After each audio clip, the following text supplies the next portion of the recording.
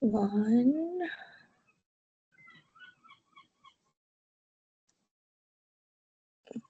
2. Okay, so there's only 3 board members, including myself, on right now. We expect 5. So I think we'll give everyone a minute. And Brett, can you please tell me if my voice is better on this computer? It is, Mary. Thank you. You're welcome. Let's see who's just okay.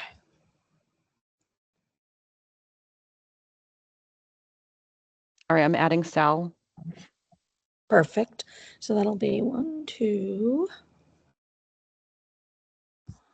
3, 4 of us so far. As soon as I believe we're only having 5 to start. So we are missing Diane. Once Diane comes on, we'll get started.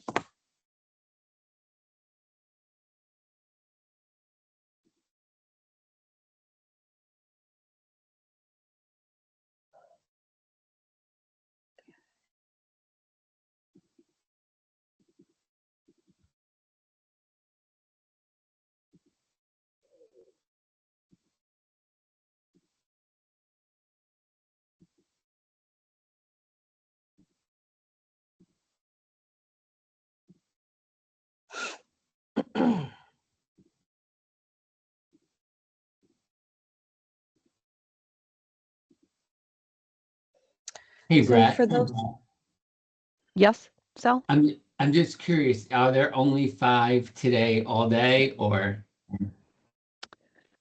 Camille, if we're still meeting, she'll be joining at 10:30 possibly. Oh, okay. The only reason I ask is because I'm on the agenda, so of course I have to recuse myself, and we won't have a quorum. But I guess as long as the board knows that's the plan, we can.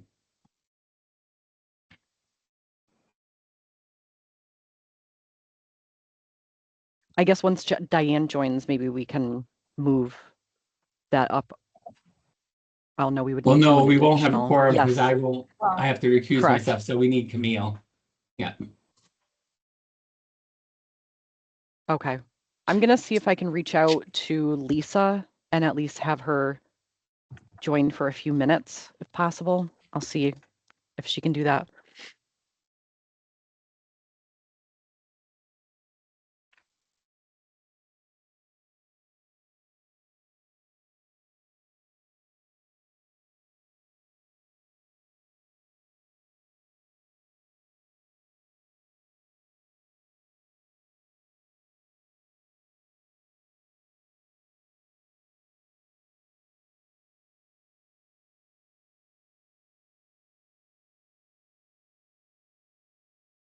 Brett, Yes.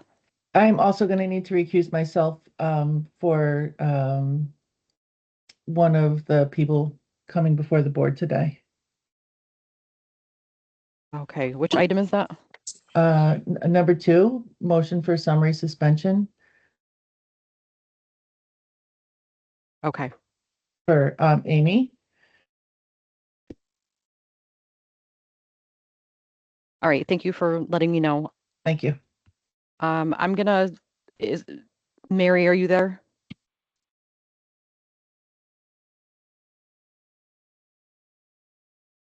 I don't know where Mary went.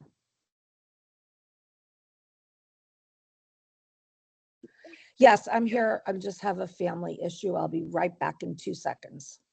Okay. I'm going to go ahead and try to call Diane.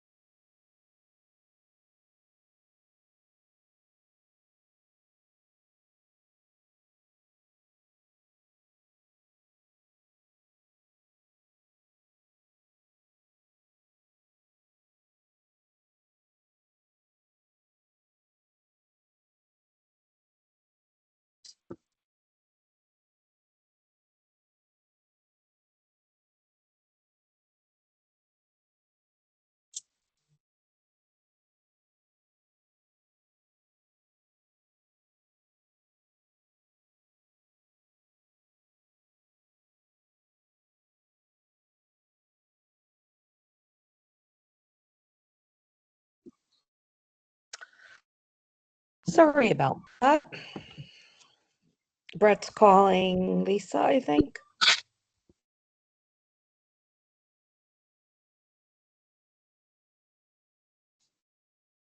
She just said she's going to call Diane right now. Oh, okay. Thanks.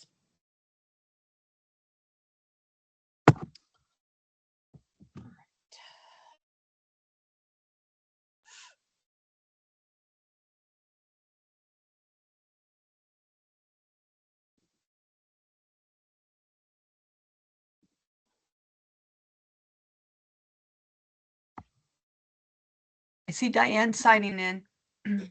Hi. Hi, Diane. Hi, how are you? Good. How are you? Fine, thanks. Okay. Is Brett back? Because we could get started at this point. Mary. Yeah. I'm not sure if you were aware, but Susan let us know that she has to abstain from one of the summary suspensions. Respondent Amy Hansen. And then Okay. Sal has to abstain as well from the Griffin Hospital. Yeah. So I'm going to reach out to Lisa right now and see if she can join so that we can maybe get. Yeah. Okay, That's one what moment. I thought you said. I thought you were reaching out to Lisa. So are we waiting on Lisa, or are we starting with the items that we can vote on? Because we cannot do Hanson then, and we cannot do Griffin School of Nursing. But can we proceed, or would you like to wait, Attorney Bannon? My recommendation is let's start, and if we need to pass something, we'll pass it, but I think we should start. Okay, thank you very much, Attorney Bannon, and thank you everyone for your patience. We're going to start the meeting now at 8:38 a.m. Good morning. I'd like to call the regular meeting of the Board of Examiners for Nursing to order for today, again, August 5th, 2026. I would like to remind all parties that the board meeting and hearings are formal legal proceedings and that all parties should conduct themselves accordingly. The board meeting is recorded and posted on the board website for future viewing. My name is Mary Dietman, and I am an RN member and an APRN, and I am covering for Gina Reiners, who is our chair today.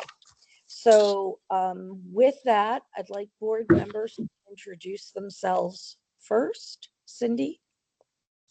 Good morning, Cindy Arpin. I'm an RN member and a nurse educator. Thanks, Cindy. Sal? Dr. Salvatore Diaz, I'm an RN member educator. Thank you. Lisa's not here. Susan? It's Susan Yan, LPN member. Thank you, Susan. Camille is joining at 10:30. Elizabeth is not here. Neither is Gina. Diane Whitley. Diane Whitley, LPN member. Okay, great. So 1, 2, 3, 4, 5. We have a quorum. Before we start with our agenda items, there are two agenda items that have it's been asked for us to consider adding them to the agenda. So I'll need a motion and a vote. So the two agenda items, one is Deputy Legal Director Elizabeth Bannon would like to address the board regarding scheduling of hearings. And I thought we could place that after minutes, if that's okay with everyone. And the second is CCNW updates. And we typically add that after school business. So after number 5, before number 6. So if we have a motion and a second, we can discuss that. This is Cindy. I'll make a motion to add Elizabeth Bannon, Deputy Legal Director. I'm sorry, I'll give you your title you've earned, to the agenda after the minutes, and also to add a CCNW update after the school business on the agenda. Second. I second that, Diane Whitley. Okay, any discussion on that?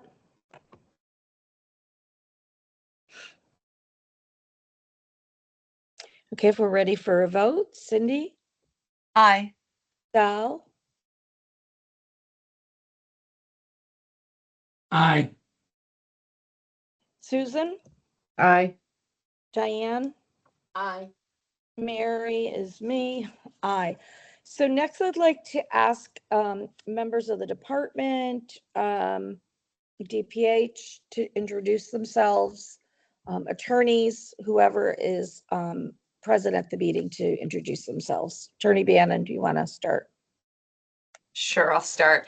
Hi, everyone. Liz Bannon, Deputy Legal Director at DPH.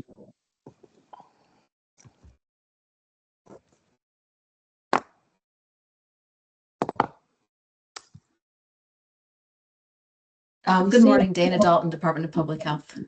Hi, Dana. Suzanne Levita Camerata, Department of Public Health.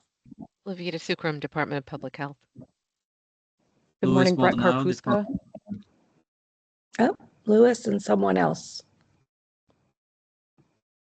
Louis Maldonado, Department of Public Health Register Licensing. Thanks, Lewis. Good morning, Brett Moody, Department of Public Health. I'm sorry, Yes. Brett Karpuska.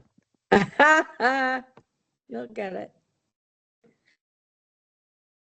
I see a couple of attorneys on.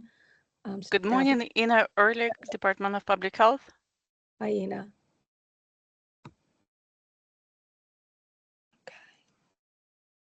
Okay. Hearing no other introductions, let's move on to the first item on the agenda, which is the minutes. So there are minutes from the July 15th, 2026 regular meeting. 2 were posted on the secure site. The original and one that is labeled revised. My gut is to just go to the revised, but I'm going to defer to Attorney Bannon as to whether we need to have any motion or vote on the original ones. Just my understanding is that the board has, this is Liz Bannon, has not approved any minutes from last meetings. I believe it's appropriate, just as you said, Madam Acting Chair, to approve the revised minutes. Thank you so much. Anyone have a motion to approve the minutes of, oh gosh, July 15th? So sorry, that state revised.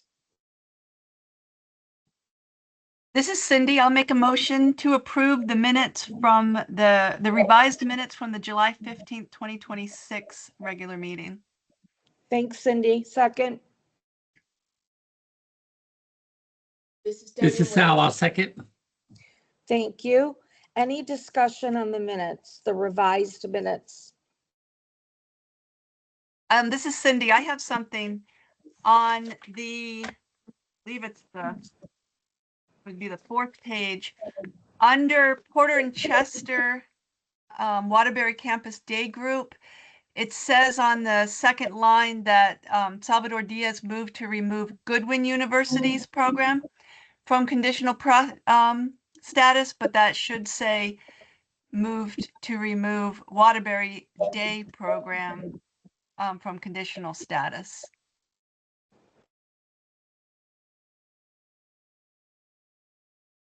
It looks like the line from up above was copied down there, so.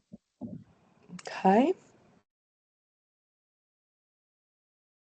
Anyone else have any comments on that?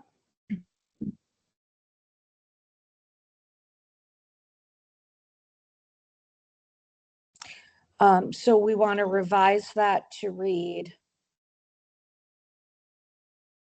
I believe it was Sal. I didn't actually listen to the recording. I meant to. Yes, yeah, it was was- me. I missed that, Cindy. Okay. It was me. So it was Salvador Diaz moved to remove Porter and Chester Waterbury Day program from conditional status and return the program to full approval. Okay. Any further discussion on that?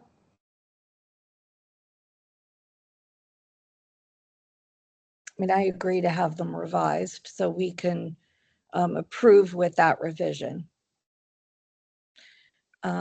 Okay, so Brett, you got that one revision, correct? Yes, I did. Thank you. Perfect. Then let's take a vote. Let's see. On the motion with that revision, Cindy, Aye. Sal, Aye. Susan, Aye. Diane. And I, Mary Dietman, vote aye. And so that's unanimous to accept the minutes. Next up is Attorney Bannon. The floor is yours. Thank you, Madam Acting Chair. I don't intend to take up much of the board's time, and thank you for adding me to the agenda.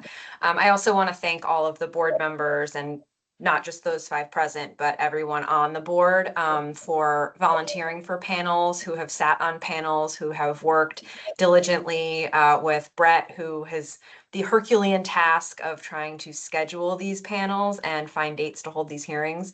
I understand, and I know, I'm very aware that you are all incredibly busy and have other obligations, jobs, etc., and that hearings are very time consuming, but they're also an incredibly important responsibility of this board and accordingly of your board membership. So to that end, I just want to ask each board member to, please, please, please keep an eye on your email. It's incredibly important to respond to Brett as quickly as you can. Again, understanding you have other obligations, but we have a huge backlog of hearings and we're really trying to dig out here. And the sooner we can get responses from volunteers for panels, even if you're sharing that you are unable to sit on a panel, that's incredibly helpful to try and move forward through this backlog. I want to just, I at the risk of sounding like a broken record, it is incredibly important to hold these hearings in a timely manner, particularly those that result from a summary suspension. We are obligated under the statute to schedule those hearings promptly, which usually means within 2 weeks. So with that in mind, I know that there are 2 summary suspensions on the agenda today. In the event those are granted, we are going to be looking at scheduling a hearing date within the next 2 weeks. So, again, I just want to thank everyone and just really, beg folks to try and, look at your calendars, look at your schedules, and try and find a time that you can volunteer for at least 1 or 2 hearings in the upcoming 6 or so months. We'd really appreciate it. Thank you, Attorney Bannon. Excuse me. Does anyone have any questions, comments?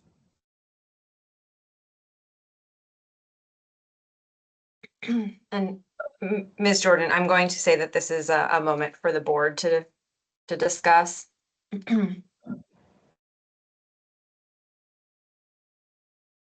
Board members, anything? Okay. And So I'll just, if I may just close by saying, if anyone has any questions for me, I hope you all know that I am happy to answer any of those questions, online, offline. I'm here to assist you. So thank you very much for your time. thank you. And thank you for your guidance. Okay, we're going to move on to item number 2, motion for summary suspensions. I believe one of the respondents we cannot do a vote on because I think Susan is recusing herself, correct? And is that Amy Hansen, to my understanding? We'll have to wait until Lisa joins, if Lisa joins. Correct. Okay, then we're going to move on to Shanti M. Jordan, LPN. petition number 2025-1148. Linda Fazina is the staff attorney. First of all, is the respondent here or counsel for the respondent? This is for Shanti Jordan. This is Linda Fazina. I believe Miss Jordan is present, but I can't hear her. I don't know if she has herself muted. I see her now that you said that, and it appears that she is unmuted.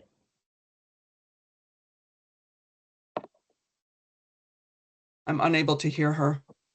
Ms. Jordan, can you possibly acknowledge that you're here? Or counsel for Ms. Jordan? All right, well, I will let Attorney Mary, I think Fazina- she's trying to talk, but I think she's trying to change her microphone to get it to work. Yeah, if I may, this is Liz Bannon. I see her speaking. I think there's an issue with her microphone. So Miss Jordan, I don't know if you want to try logging out and logging back on or working with your microphone. You can also call in. I know folks have had some success with that, but I would just acknowledge that she's present. So should we wait or move on and then go back to Ms. Jordan? Or do you want to give her a minute?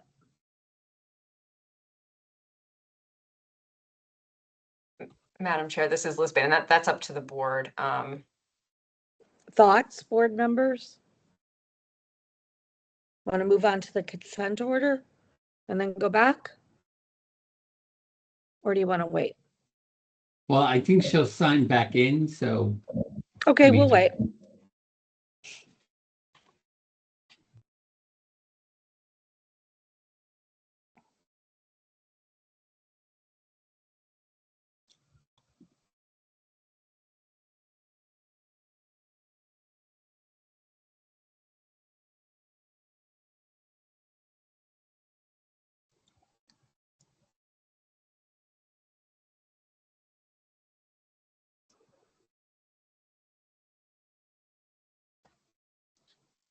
This is Liz Bannon. I see she's back, but I still can't hear her.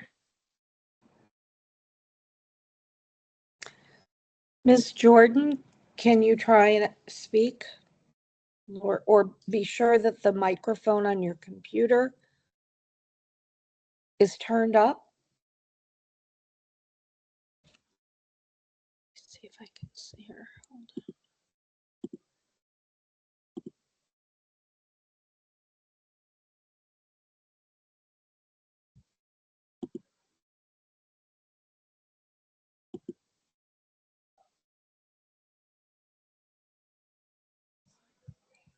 Ms. Jordan, we still cannot hear you. I see that you are unmuted. Is there something on your computer that controls sound that you can adjust? Like the volume or something like that?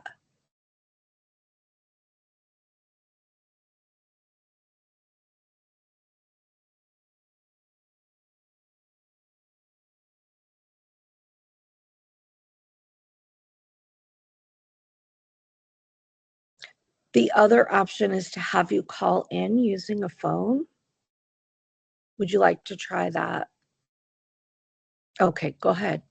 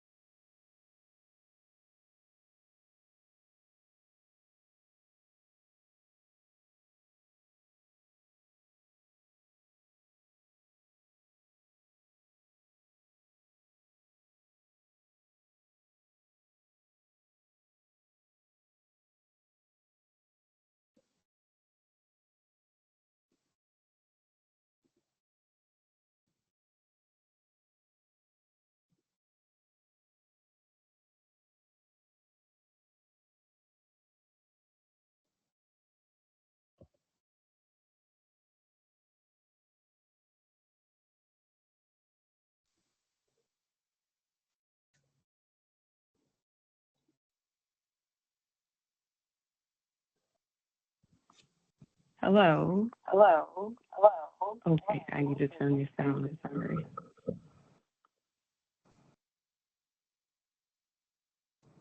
Can you hear me? We can. Just, if you can just mute your computer, that might help. Okay. Trying to figure out the best way to navigate this, so I apologize. That's okay. I think we can hear you. I'm the one who's echoing, but Okay. go ahead if you'd like to introduce yourself. Hey, my name is Shante Jordan. I'm LPN, and I currently reside in Baton Rouge, Louisiana. And I'm here today to object to the motion for emergency summary suspension. And today, I suppose that's why I'm here. I'm pro se.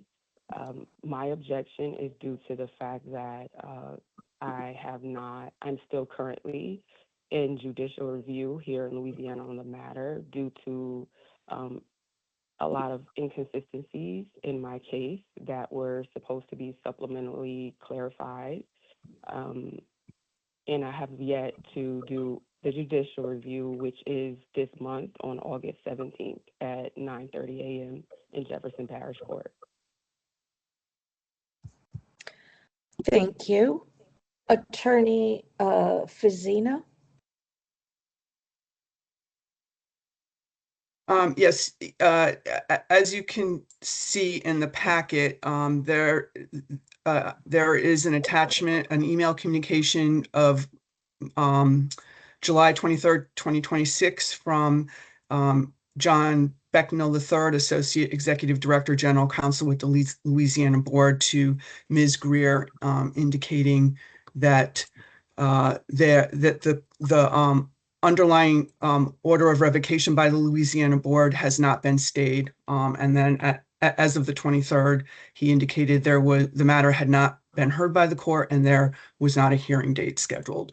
And as you can see from the outline in the cover sheet to the department's motion, this includes allegations that on or about July 31st, 2025, the Louisiana State Board of Practical Nurse Examiners issued an order summarily suspending Ms. Jordan's Louisiana practical nursing license, and the respondent failed to report that disciplinary action to the Department of Public Health as required by Connecticut General Statute, Section 19A, 12E, subparagraph E. Subsequently, on or about November 14th, 2025, the Louisiana Board revoked Ms. Jordan's Louisiana practical nursing license based in part upon concluding that she's unfit or incompetent by reason of negligence, habit, or other cause, and or is guilty of unprofessional conduct. And those conclusions were based in part upon findings that are outlined in the cover sheet involving multiple patients. And those findings include that for one patient, she documented AccuCheck levels on or about July 8th, 2025, but video footage showed she didn't perform them as documented and remained in the med room at the time of the AccuCheck AccuChecks were documented as performed. There's multiple patients where there were medication administration issues, including being observed putting medications in the trash, but documenting medications as administered. Also being on a personal video call with her phone propped on her med cart and passing out medications while on the call without scanning the medication armbands, and also creating a HIPAA violation situation. And then also there's findings that on or about July 7th, 2025, she was sleeping on duty in the medication room. And on the same date, she also was observed not washing hands between direct care of patients or changing her gloves between performing AccuChecks on 2 patients and administering multiple patients their medications. For these reasons, the department is moving in accordance with Connecticut General Statute, Section 4-182C and 19A 17C, that the board summarily suspend her Connecticut practical nursing license as she represents a clear and immediate danger to public health and safety. Thank you. Attorney Fazina, thank you. Board members, do we have a motion on this summary suspension? This is Cindy. I move to grant the department's motion for summary suspension for Shante M. Jordan, LPN, petition number 2025-1148, as the respondent represents a clear and immediate danger to the public health and safety if allowed to continue the practice of nursing. Thank you, Cindy. Do we have a second? I second that, Did- Diane Whitley. Thank you, Diane. Discussion, board members. I think the evidence clearly warrants a suspension and a hearing at a later date. And I think the hearing should be in front of a panel as opposed to a hearing officer, since it's conduct. Thank you Professional for that. standards. I'm looking for the word. Okay. I'm in agreement with that. So we can add that to the motion before a panel, before the board, not a panel. Right, a panel of board members, our board panel, as opposed to a right, hearing right. officer. Yes, Yeah. yes, please add that. Okay, does anyone have any further comment? Oh, your hand is up. I'm sorry, this is Attorney Fazina. I'm not sure if Ms. Jordan is trying to talk again and having problems with her audio. It looked like she had raised her hand on the video, but I'm not sure what's going on. I don't see a raised hand, and this is board discussion. So I'm not sure that I could call on, oh yes, her hand is up. Attorney Bannon, may I call on her? We're in the middle of a discussion on a motion. Madam Chair, I believe that you're correct. She did make her argument ahead of time, and this is the board discussion on the pending motion. Sorry, Ms. Jordan, but once the vote is done, you could ask your question. Any further discussion, board members? Attorney Fazina, your hand is up again. I'm sorry, I'm unable to lower my hand. I keep trying okay. to. Don't worry about Yep. it. Don't worry. No. All right, so let's vote on the motion. Cindy. Aye. Val. Aye. Susan. Aye. Diane. Aye. And I, Mary Dietman, vote aye. So the motion carries unanimously. Ms. Jordan, did you have a question? The summary suspension has been granted, and we will be scheduling a hearing with a panel of board members. But do you have any questions?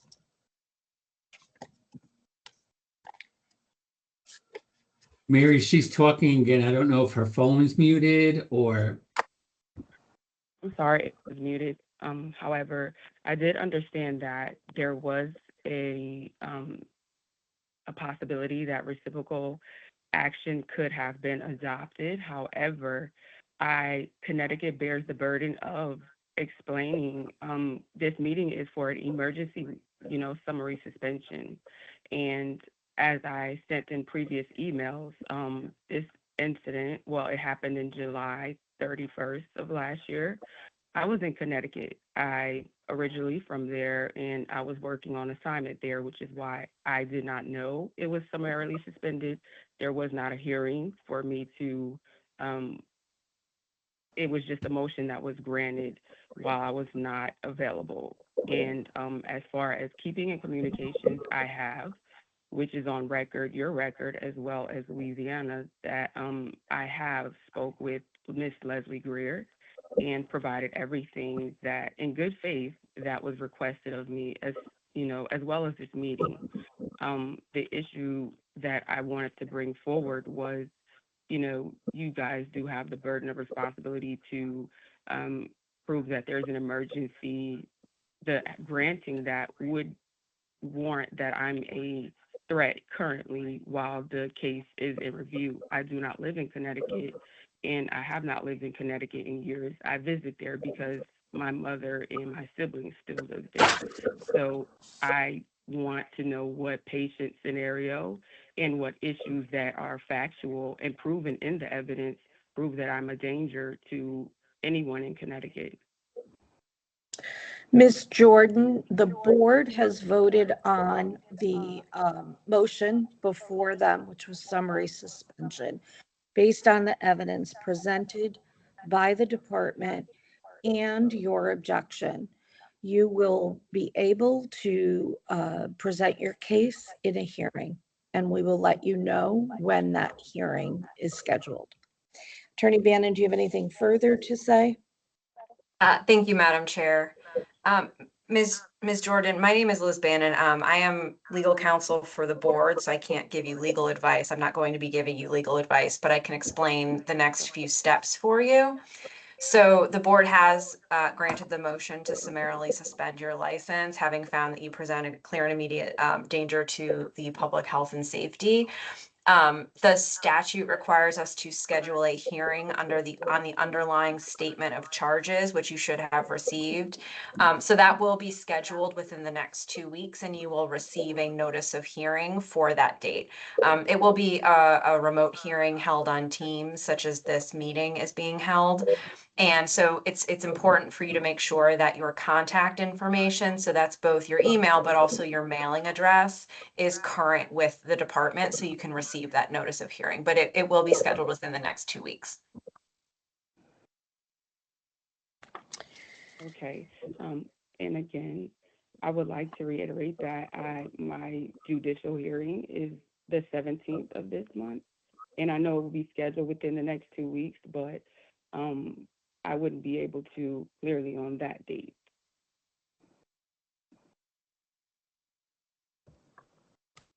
Thank you for letting us know.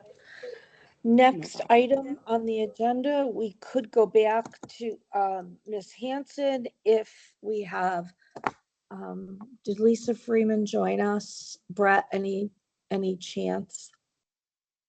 Hi, Mary. I actually just heard from her.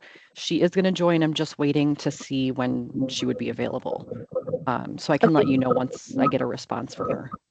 So I think once she comes on, we should do, wherever we are in the agenda, we'll go back to Amy Hanson after we finish the matter we're discussing.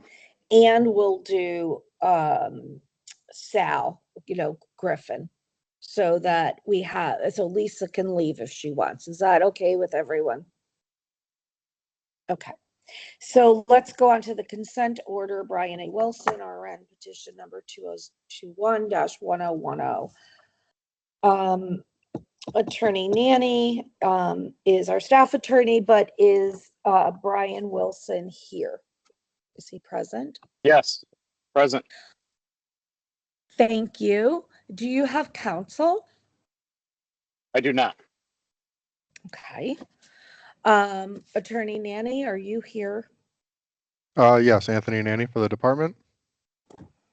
Okay. Anything you would like to say?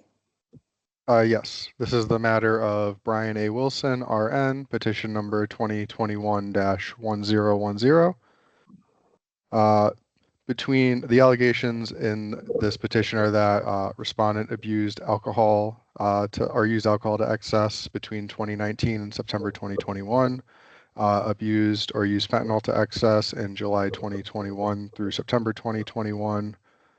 He was diagnosed with a mental illness or emotional disorder in December of 2021.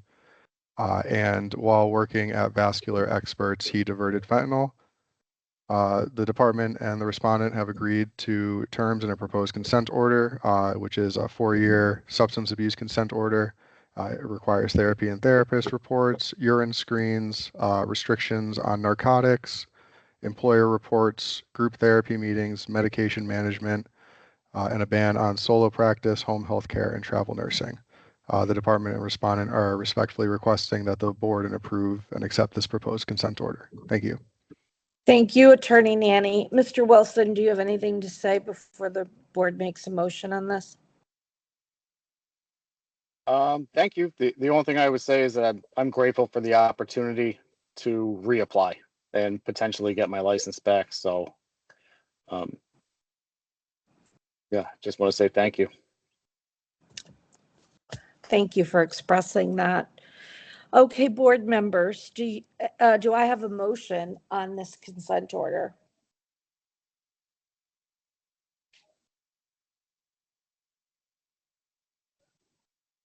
This is Cindy. I'll make a motion to accept the terms of the consent order for Brian A. Wilson, RN, petition number 2021-1010. Second? I'll second. Thank you, Sal. Discussion, board members, any discussion on this consent order?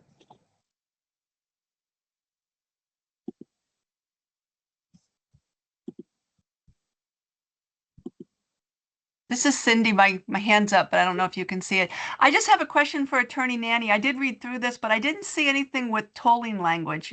Should we have that in this? So I don't know if he's currently working and we want the 4 years to be while employed.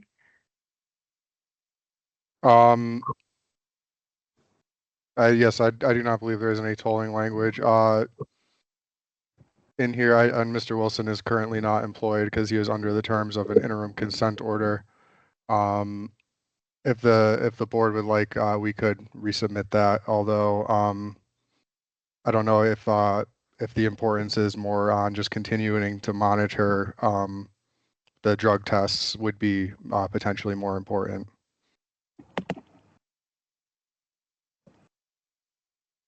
Okay. Well, oh, go ahead. I'm sorry. I think it's also important to have the tolling language because it's not until you're back in that nursing situation and those stressors that people sometimes, fall off. They need the stress, and hopefully he doesn't.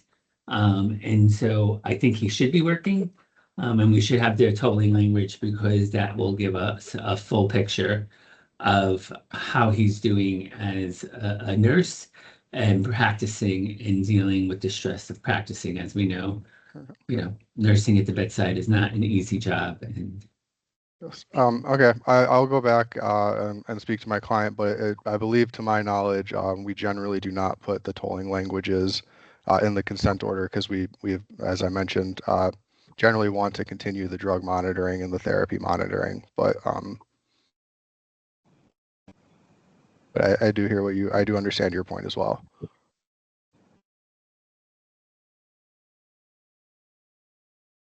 Okay, any further discussion before we take a vote on the consent order before us? Okay, Cindy. Nay. Sal. nay. Susan. Nay. Diane. Nay. And I'm Mary Deepman, nay. So, Mr. Wilson, there will be further discussion on this before it comes before the board again, okay? Okay, so I don't understand what just happened. So board members want to see that the conditions of the consent order are being met while you're employed as a nurse. And right now you're not. So they want to see language in the consent order that we call it tolling. So we're looking at the time you start working, because as one of the board members stated, when nurses go back to work, that could be a very challenging and stressful time. So it has to do with employment and counting the time in your consent order that you're actually working. Okay, so then my only question is, how do I get a job as a nurse while I'm currently on a consent order? So, attorney, I was going to say, you're not, you are summarily suspended, is that correct? Or no? I'm not Sorry, eligible to practice. He's under the terms of an interim consent order, that where his license is suspended by that, but he's not currently summarily suspended.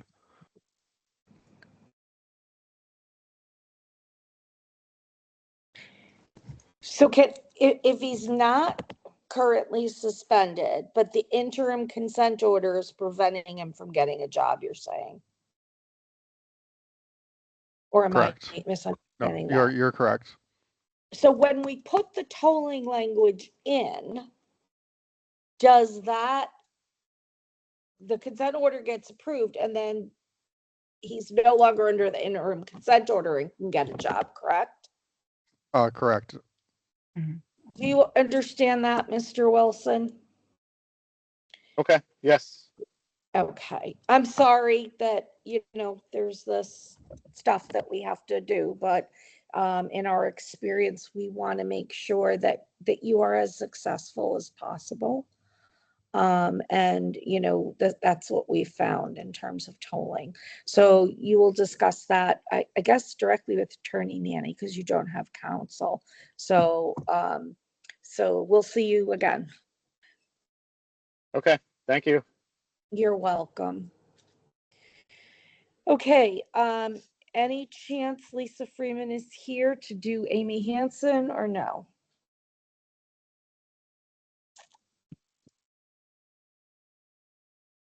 Nope. Okay. Lisa is not present yet. Okay, thanks, Brett. Let's move to number 4. Number 4 is a motion to schedule a hearing before members of the Connecticut Board of Examiners for Nursing. Involves Christina L. Perillo, LPN petition number 2023-910. Joelle Newton is our staff attorney. Attorney Brown is respondent's counsel. Is respondent Christina Perillo present?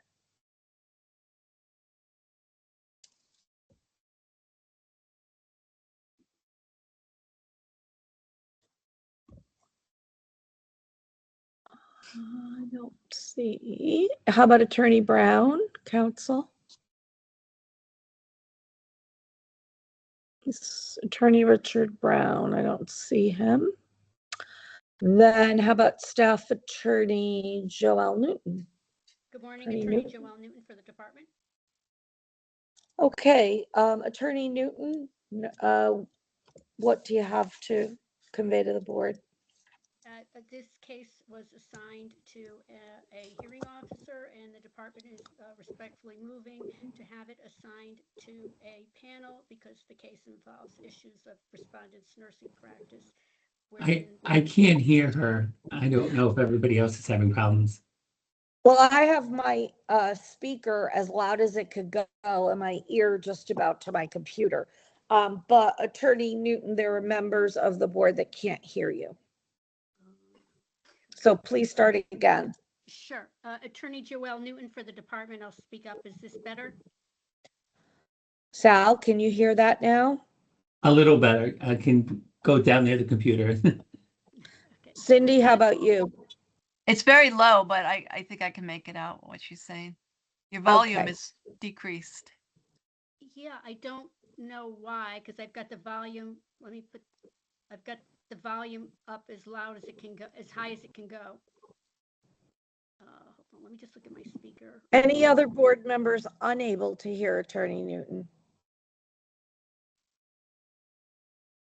All right, sounds like we can hear you. Just try to give your, your concert voice. Hi, good morning again, Attorney Joelle Newton for the department.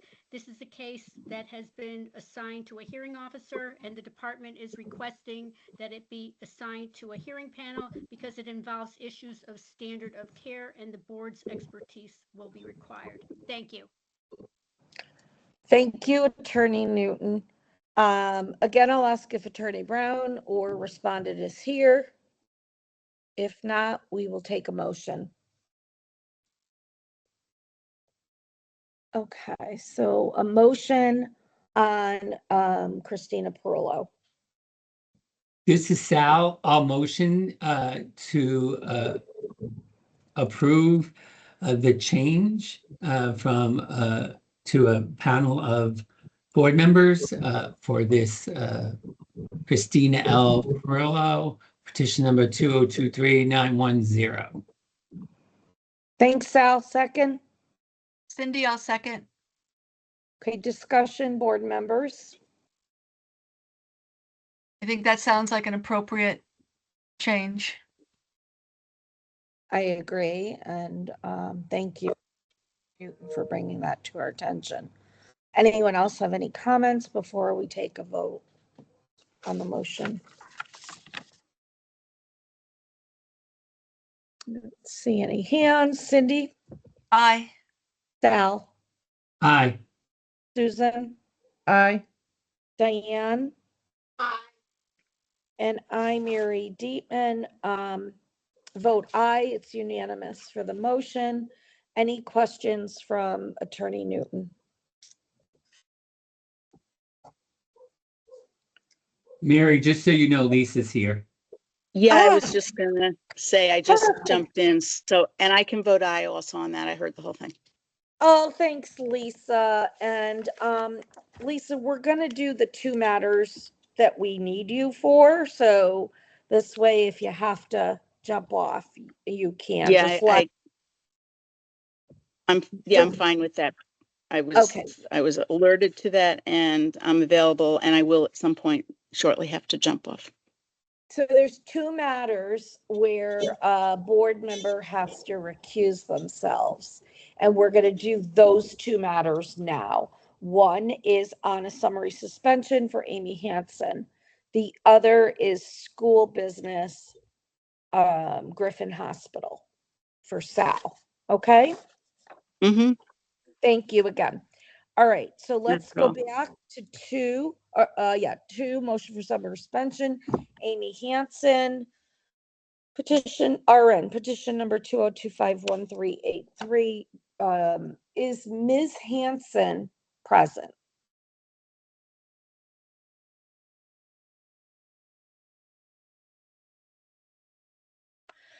Counsel for Ms. Hansen, present. Okay, and then that would leave staff attorney Joelle Newton. Attorney Newton, I know you're present. What do you have to say here? Good morning, Attorney Joelle Newton for the department. This is a motion for a summary suspension. The respondent in this case abused and used alcohol to excess. In addition to that, she has one or more emotional disorders or mental illnesses. She also attempted to bring a Xanax to a hospitalized patient. Additionally, she was arrested for illegal operation of a motor vehicle under the influence of alcohol and failed to tell the arresting officer. I'm sorry, failed to report the arrest to the department. Because this this represents an immediate threat to the public health and safety, the department is moving for a summary suspension, motion for summary suspension pursuant to Connecticut General Statutes 4-182C and 19A-17C. Thank you. Thank you, Attorney Newton. May I have a motion on this matter?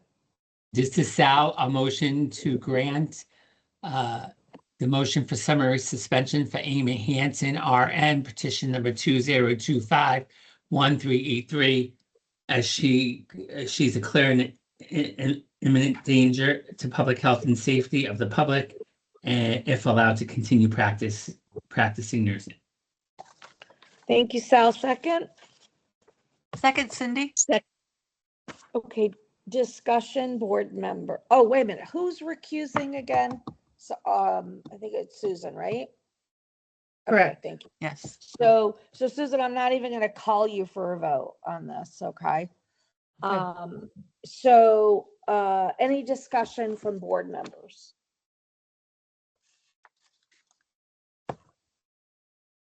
This is Cindy. My only question really is, does this seems like one that could go before the hearing officer, correct? Because there isn't an actual patient involved. I see Sal's making a face though, so I'm just starting the conversation. I'm okay with the hearing officer, but Sal's making a face. Go ahead, Sal. I can go either way. I just think, yeah, I can go either way. I think given that a patient, and please, Attorney Bannon weigh in, but given that a patient is not involved and given the difficulty, not that that should weigh into it, but it is hard to fill our panels, that hearing officer, this seems like it's within their area of expertise. But I'm in agreement with that. Other board members, and then I'll allow Attorney Bannon to weigh in if she wants. Lisa, Diane, anybody?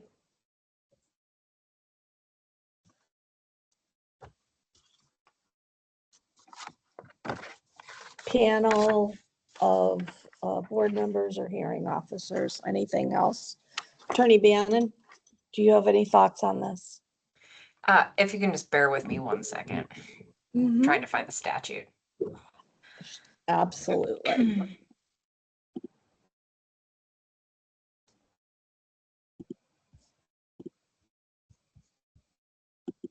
So typically the way, my understanding, so this predated me, but I have had multiple discussions with my colleagues internally about the change to the board statute which now enables the board to conduct hearings by either a hearing officer or a panel. And I want to make clear that by hearing officer, that could also be one board member. It doesn't necessarily have to be one of my staff. That the folks from my team presented pending statements of charges to the board to review to determine whether they were appropriately assigned to a hearing officer or a panel of board members. And my understanding was that breakdown was that statements of charges that included allegations. And again, it's 20-99 subsection B5, abuse or excessive use of drugs, including alcohol, narcotics, or chemicals, could be appropriately assigned to a hearing officer. So I want to just make sure that that's jogging the board's memory, that that representation is accurate. And if the board so determines that this is one of those particular cases, which, as I'm pulling up the statement of charges,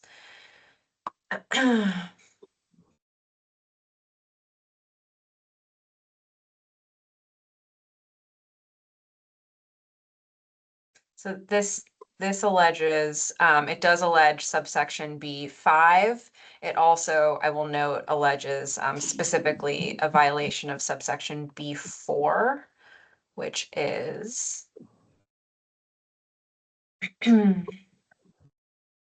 I will read that. It is emotional disorder or mental illness. So the statement of charges alleges both of those violations. So with that in mind, I would defer to the board as to whether this would appropriately go to a hearing officer or a panel, being mindful that yes, we do have a backlog, but it's important for these to be assigned to the appropriate adjudicator. Thank you for that clarification. I think based on that, my vote would be a hearing officer, but I'm open to further discussion from board members.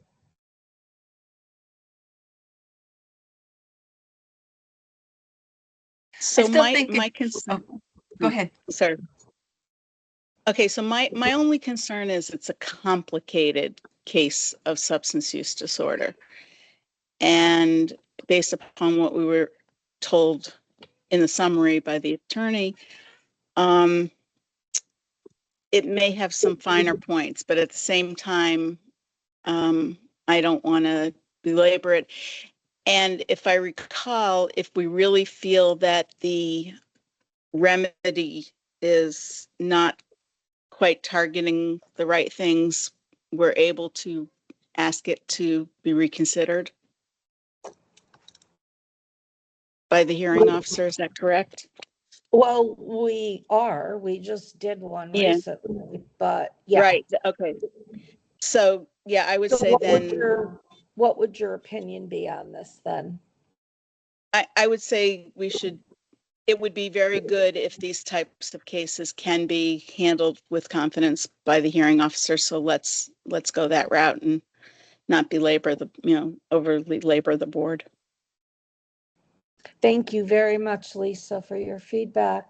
Anyone else have further discussion or feedback on this motion?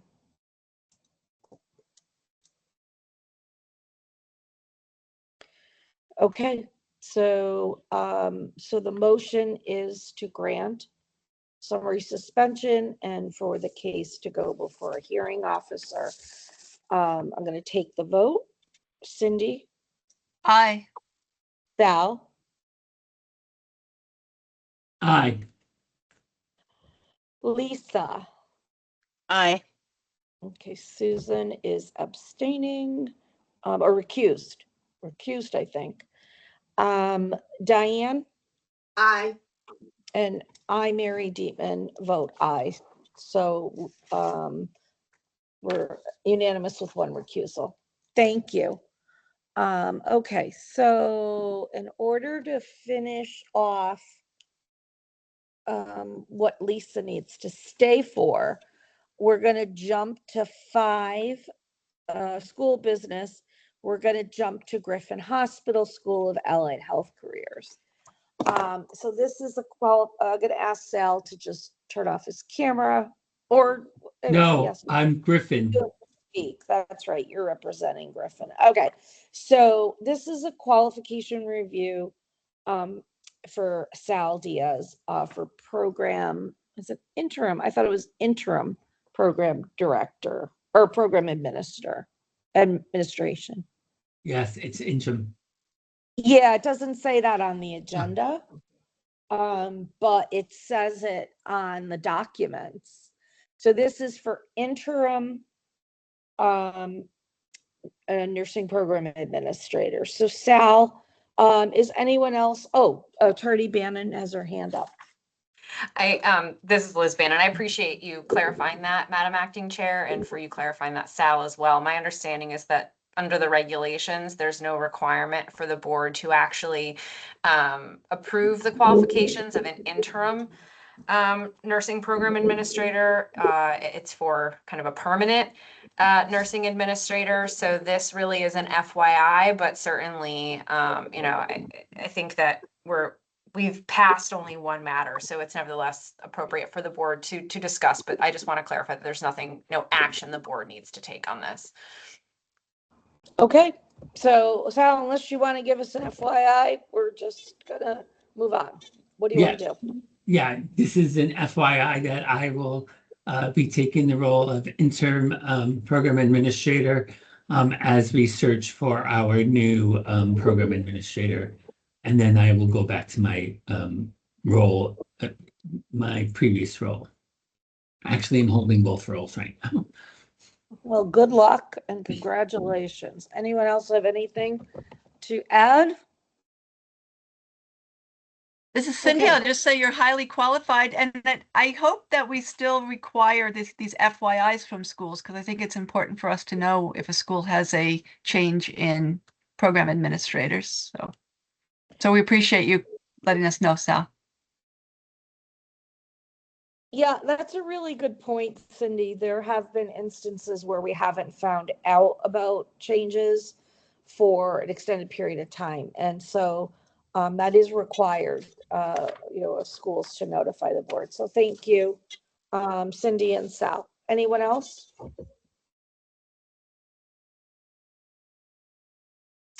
Okay, hearing no other comments.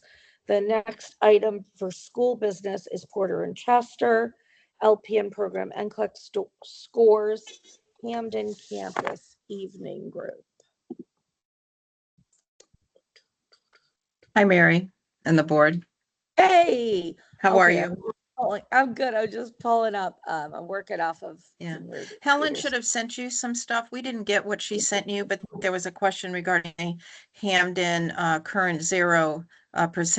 The evening program is not active. However, it is not closed. So there was just a conversation that Helen wanted to have to clarify. And I was hoping that we did not get the documents from Helen that she wanted to preview that you did. Okay, I'm looking at Helen's write-up. Helen, are you here? Or anyone from that department? Attorney Bannon has her hand raised, Mary. Oh, sorry. Like I said, I'm searching on this computer. Go ahead. Thank you, Sal. Thank you, Madam Acting Chair. Helen is not present. She's on vacation, but I did speak with Helen, and I'll remind the board at the last meeting as I'm so sorry if I mispronounce your name, Miss Miss Gravesu. Grife Sue. Gravesu, I apologize. Yeah, that's okay. There was this had been on the board's agenda at the last school meeting, and there was a question as to whether this would constitute the third year of conditional approval, as the school this program had been placed on conditional approval back in 2024. I had a conversation with Helen, and she did submit a write-up to the board, which clarified that. Yes, this program was on conditional approval in 2024. It was for 1 year. In 2025, I don't believe that there was any data, so the conditional approval was not extended. So therefore it ended. So because I think that for this year, 2020, the data for 2026 is 0%, it would be up to the board to act. But this, to clarify, would not be a third year. This would, if the board place this program on conditional approval, it would be another first year of conditional approval. So we would have to put them on conditional status even though there's no data. But again, explain to me why it wouldn't be a third year and it goes to being a first. Sure. So 2024, the board placed the program on 1 year of conditional approval. 2025, there was no data. The board did not act to extend the conditional approval. Therefore, it was not extended. So it was no longer on conditional approval for the year with no data. So the program is reporting now, I believe, 0%. So that's what's before the board. And it was just one student from the previous terms, because we have not had any evening students since, we didn't enroll since 2022 and have not had any students since 2023 on the evening program in Hampden. Okay, thank you. Board members, thoughts?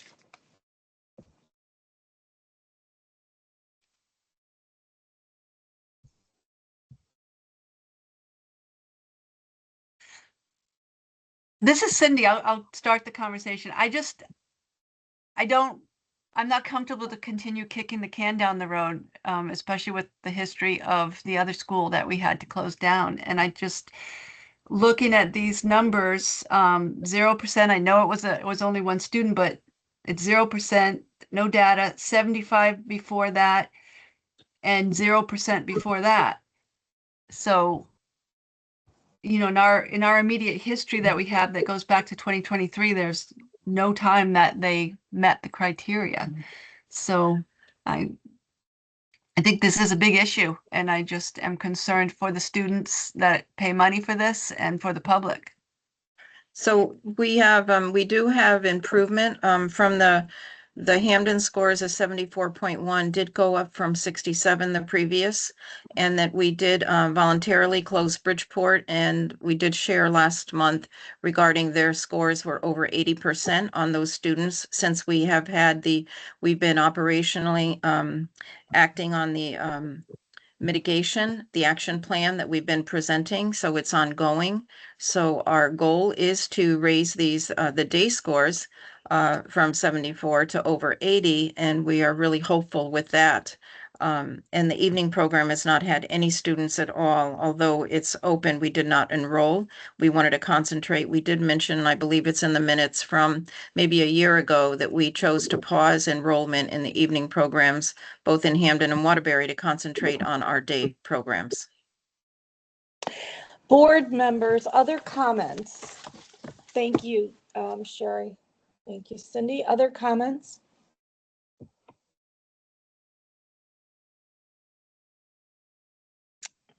I have a question, just because it's a knowledge question and I'm not sure.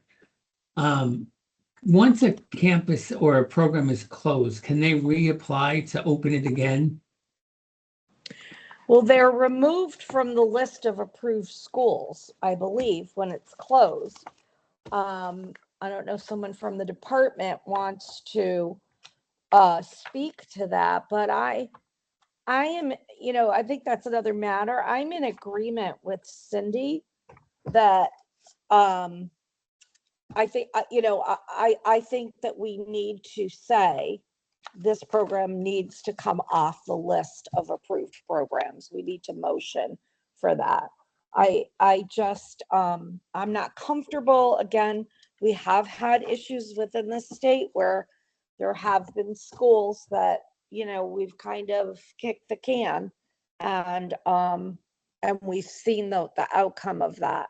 So, you know, okay, if you're focusing on your day programs, fine, but this program, you know, in my opinion, should not be on the list of approved. However, Attorney Bannon has her hand up and she may totally contradict what I just said. So go ahead. Thank you, Madam Acting Chair. And I'm not going to contradict anything necessarily. I think that the board's concerns are well taken. Unfortunately, this is a program that is not currently on conditional approval. It had been 2 years ago. It wasn't last year. So I believe the board is limited to placing the program on conditional approval. And then under the regulations, the outcome of the board's subsequent review of special progress reports or on-site visits or both may be a recommendation of program removal from the list of approved nursing education programs. So unfortunately, I do think that the board's hands are tied where the option before it is to either place the program on conditional approval.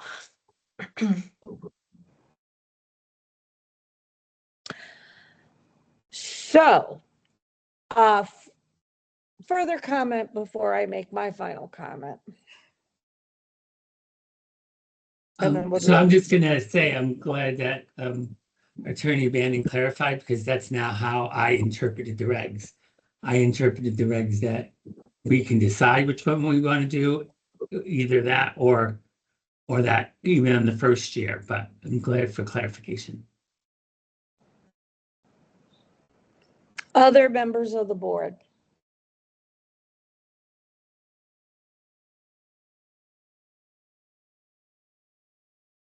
So I would just like to say that I've been on the board for 10 years and cannot remember a year where we did not have an issue with this school. I need to put that forward. And Sal, I interpret them the same way. However, I will see what the motion is that comes forward and we'll go from there. Do we have a motion? May I just say something very quickly?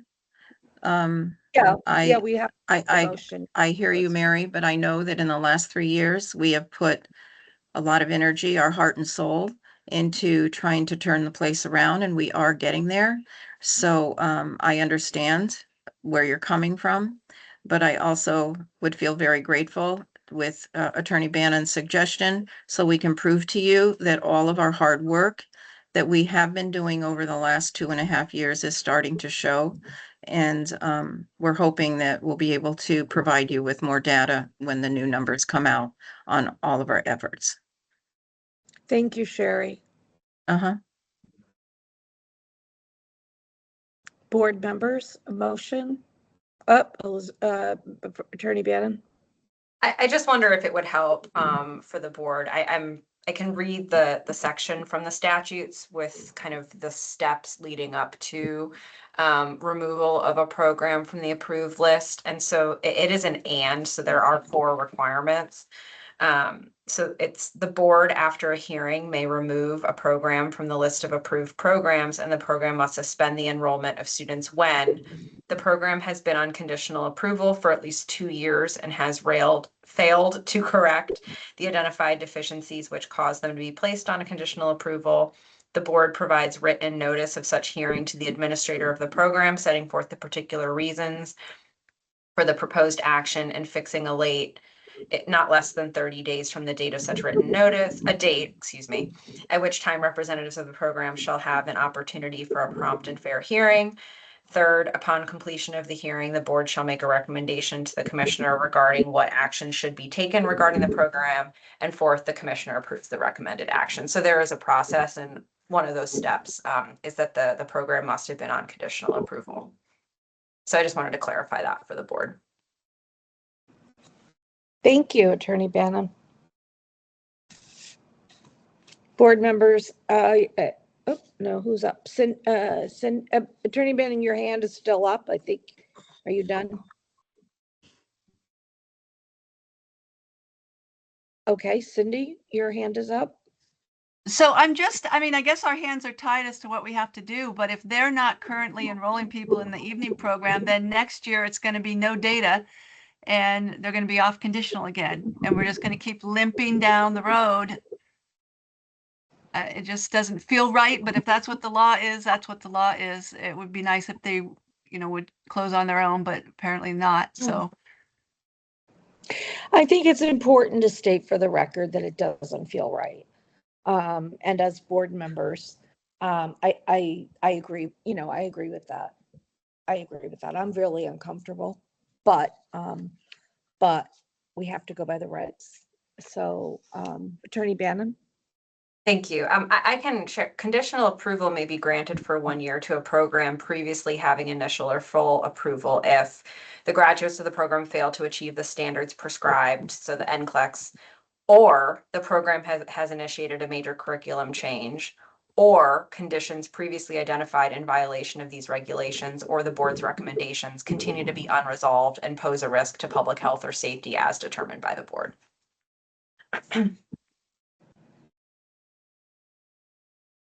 So no data doesn't necessarily preclude you from extending conditional approval. okay. It's too bad we didn't do that last time, but okay.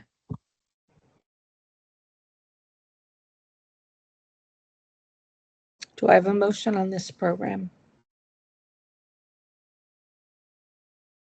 Attorney Bannon, I have a question.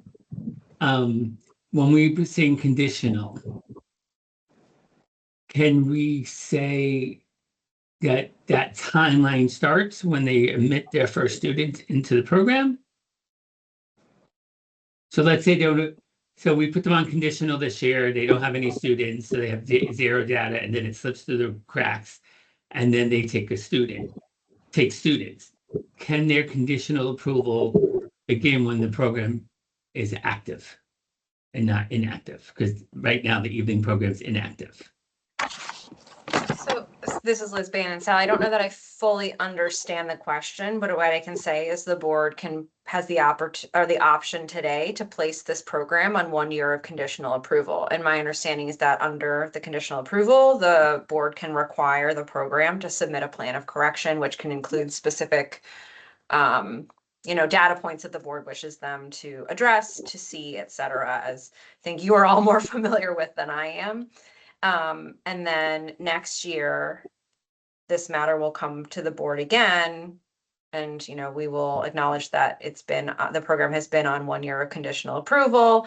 Depending on what the program presents, either the board can determine that they don't need to grant another year of conditional approval. The board can grant a second year of conditional approval. I mean, I don't necessarily know what will happen in a year, but those are the options that you would have. So it's either 1 year today or not. Okay. Does that answer your question? Yeah, yeah. I motion to put this program on conditional approval for 1 year, with the condition that they notify the board if they start to take students in and what their action plan will be for those students that they take in. Thank you, Sal. Do we have a second on that? This is Cindy. I'll second you. And you're requesting a corrective action plan is what you were saying, correct? Correct. I'm saying if they admit, to write a corrective action plan with no students doesn't really make sense for me. But if they start to admit to the evening program and saying, we're going to open up in October, we're opening up, then an action plan should be submitted of what they're going to do for those students who are coming into the program. What's their action plan? Okay. I see the wheels are spinning. Because they're either open or closed, and I think we're saying they're open because we have to. So, but I second your motion, and then if we have input from our council, that we'll go with that. Thank you. So I'll just say I didn't want to make them do all this work and so they can keep their focus on what they're doing. So when they're ready to bring that program back, or not bring it back, when they're ready to admit to that program, then to submit it. So I was just, I'm open to them having to submit an action plan before. I was just trying to save them some time so they can keep their focus. That was my thought. You know, my thought is if they can't focus on keeping the program open, then it shouldn't be open. So we must have a minimum a plan of correction. And just a point of clarification, Attorney Bannon, if we vote nay on this, then the outcome would be that the program does not go on conditional status and it just goes on. Is that correct? That is correct. Thank you. Any So other? I'll modify my motion. I motion to put the school on conditional status and request an action plan. And then also request that we are notified when they start to admit students to that program. Thank you, Sal. Do we have a second on that motion? I second that. This is Diane Whitley. Thank you, Diane. Further discussion from board members?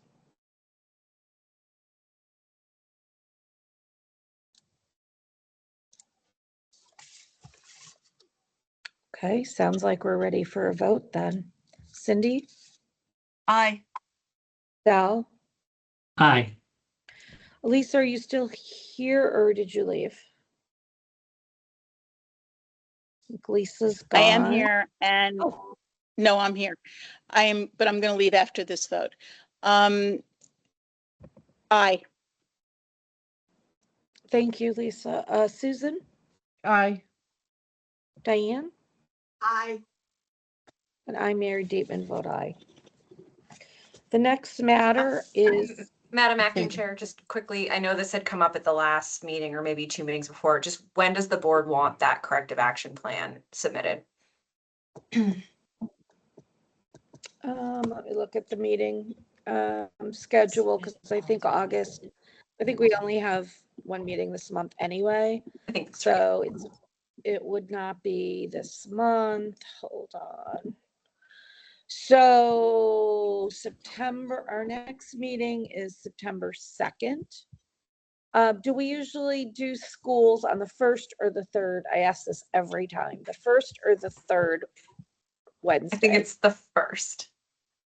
All right, then I would propose the action plan to be submitted on September 2nd. I don't know about other board members. It's either September 2nd, the 3rd is the 16th, but again, we don't usually do school business, so it'd be September or October 7th. I guess I would like to hear from Sherry what would be reasonable and obtainable.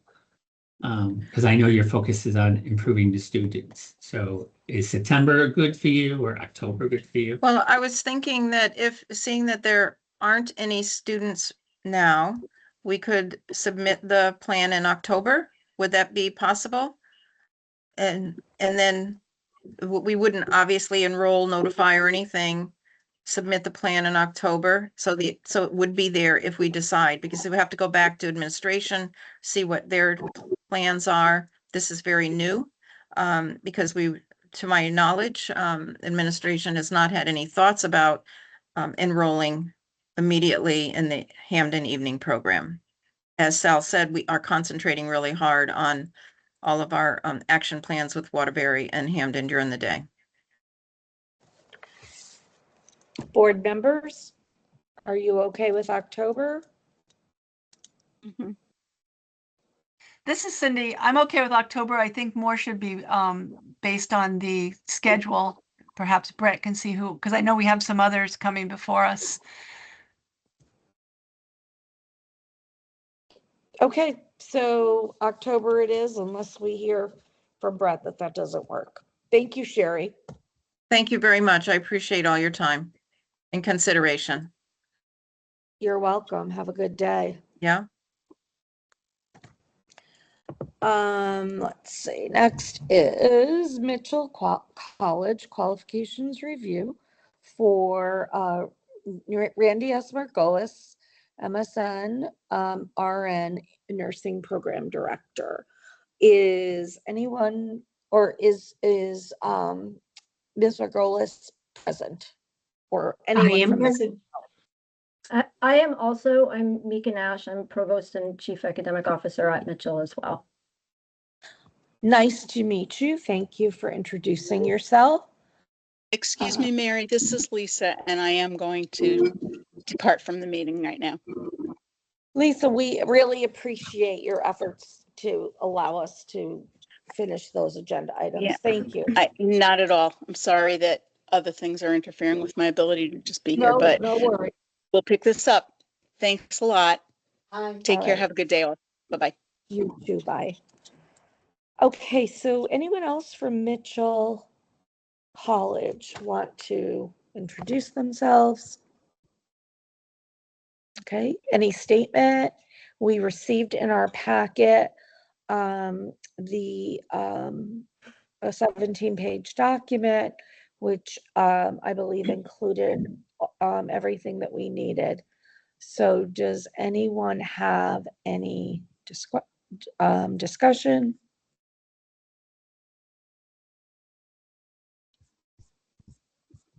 Would it be helpful, I'm sorry, Madam Acting Chair, would it be helpful to hear anything about the program just at a very high level, or do you feel that that would be redundant? So this is a new program, correct? It is. It is a new program. And is this your first program administrator? So the program was originally approved in 2024, and we had hired a permanent person who had a family emergency and had to leave the state and go back home. The last year we've had an interim while we did a search for a permanent director. Okay, so from 2024 you had one, then in 2025 you had an interim, and now we're in 2026 and we're proposing this candidate. Is that correct? That's correct, yeah, as a permanent. Okay, so that's in 2 years. So just as a matter of note, we discussed the program quality indicators from NCSBN, and that any more than 3 directors in 5 years. I think that's 3 and 5. They just modified it. Not sure that they changed that. Maybe one of the other board members knows, but just to kind of give you an alert on that. Yeah. That you're probably aware of that, right? We are, Madam Acting Chair, I was wondering, does that also include interims? So I mean, we intend to stick with Randy. We think she's great, but I just wanted, so we're in a. Okay. Yeah. So yes, it does. It's Okay. not in the regulations. It is an NCSBN program quality indicator based on research, and they just reviewed those quality indicators and did some very minor modifications. But it's just something I wanted to bring forward because this is a new program. Right. And yeah, so if there's something you'd like to tell us about the program, where you are in terms of enrollment and how it's going. Yeah. So I don't know if it's worth noting, but we received Bowen approval in 2024, and the director that helped build the program had departed by the time the interim began. So our first cohort entered in fall of 2025 and did all of this past year has been all those prerequisite courses. So we right now have a total of 25 students on a max of 36. 16 students will be entering clinical education in the fall. And the others are still they're either new or still, in sort of pre-nursing status. Okay, so 25. So really nobody has taken a nursing course. Is that correct? The first nursing course happens in the fall. Okay, so you'll start nursing in the fall. Okay. Did you guys come before us for curricular changes, if I recall? Yes. To move from, we wanted the ability, so I just arrived in January, so I'm telling you what I know to be true as it's been shared with me. So my understanding is that in April of last year, you approved our transition from just a secondary entry model to allow us to do direct admission for students who are eligible and meet the requirements for direct admit. That was the change that we asked for and were approved. Thank you. Anything else you'd like to add, or? Well, I would say that we're progressing through ASIN candidacy status. We've submitted all of the paperwork and we have an accreditation visit that we're hoping to schedule for late spring of 2027. Okay, thank you. So board members, have you reviewed this packet, and does the candidate meet the qualifications? What are your thoughts? This is Cindy. I reviewed the packet and I believe that Ms. Margolis is qualified for this role. I So agree. do we have to put that in a motion? I think we have to think make we a do. motion to accept her as the nurse administrator. Well, I Program think the administrator. motion is that she meets the qualifications. I don't think it's, I feel like we've kind of gone through this before, the language. The language is not my thing, so Attorney Bannon, yeah. Madam Acting Chair, you're exactly correct. The board shall verify that the appointee meets the qualifications of the regulations. So exactly. That. Okay, anybody want to make that motion? So I motion that the appointee meets the qualification of the regulation for program administrator at Mitchell College. Thank you, Sal. Do we have a second? This is Cindy. I'll second. Okay. Do we have any discussion on the motion? Or say further discussion?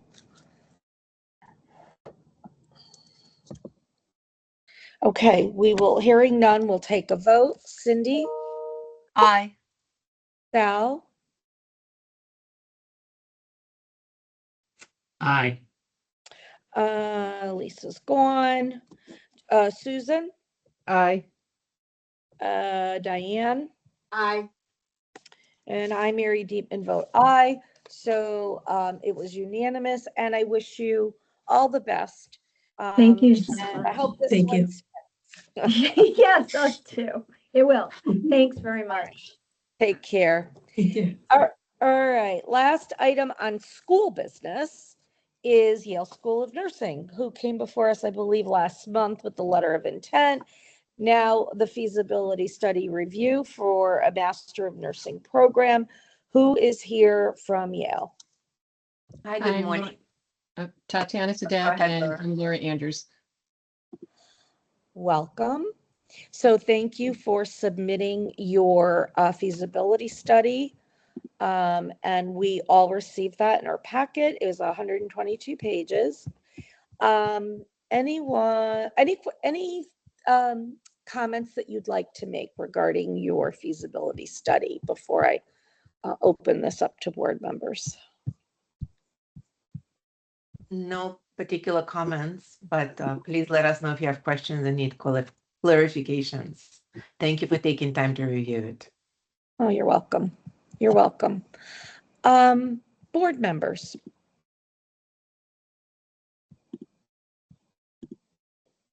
Discussion. This is Sal. Motion. Oh, sorry, Sal. I see your hand now. Go ahead. Yeah. I think this is something that's great for Connecticut. I always think that these accelerated students already have a bachelor's and they're coming back to get another bachelor's. So I really like this progressive movement. I guess my only question, And so I wanted to seek clarification, and it's just for me to understand clarification. So in most master's programs, they have a farm class and an advanced patho class, right? Exactly. So Yeah, then when you exactly move my on point. to go to Yeah. like nurse practitioner program, you already have that advanced farm and advanced patho, right? So do they, I saw you had 2 pharmacology classes. Is that trying to replace that? I'm just trying to understand that. So it is a twofold. So the initial pharmacology class, which will be their first semester, is going to be the basics of pharmacotherapeutics, pharmacokinetics. They'll delve into some drug classes at that time, but we want to give them that basis of understanding everything about medication administration and what we're monitoring for. The second class will be a higher level with more of the drug classes in relationship to, and it'll be broken into basically drug classes and body systems and stuff. I always feel students never, no matter where they are, ever get enough pharmacology. So that's why there's 2 courses there. And along with the what's called, I think on the, I don't remember on the form, it either says Biomed 1, which is a pathophysiology class, and that's will be a total of 6 credits between those 2 courses. Because again, understanding the basics of physiology, abnormal physiology, really will help with and strengthen their critical thinking skills. Thank you for the Thank you. clarification. You're welcome, Yeah, Sal. I was looking for the word patho as well. And so, I mean, this is always a discussion, right? Patho, farm, do we combine them? What do we do? But I see what you did then. You took that out of NUR and put it in bio. Correct? That's not it, or is that an NUR course? It is a nursing course. Is that what you're asking? Yeah. Yeah. So So the term biomed, so that is sort of was a placeholder at the time developing this. We're probably going to, at getting up to speed, call it pathophysiology. So in our Gepping accelerated program, they call it biomed. So I'm going to separate it out so as we're not having any confusion on that. Okay, and just one thing to get to Sal's question or point about advanced farm or advanced patho. It's my understanding that would not be appropriate for this program because they're not going into an APRN or another grad. Yeah, this is entry level.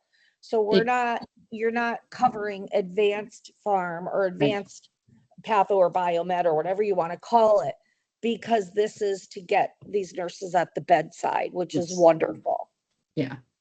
Yeah. But purposely doing 2 pharmacologies and 2 pathophysiology courses to make sure that we cover everything that needs to be at a very strong, rigorous level. Yeah. And everything's on ground, correct? It's not, yeah. Yeah, no, I think that was my only question too. I really think the report was very well done, by the way. Cindy, you have a question? Actually, kind of a comment and then a question. I want to also say this report was great. I just finished a report from my own school, and so I know what goes into this. And I really, especially the nerdy director in me, loved your explanation of the process of how you determine like your number of students coming, and it was great reading for me. Again, I guess I'm a bit of a nerd. So I think it's great. I always caution everybody, coming in. As a director myself, I know how tight clinical sites are.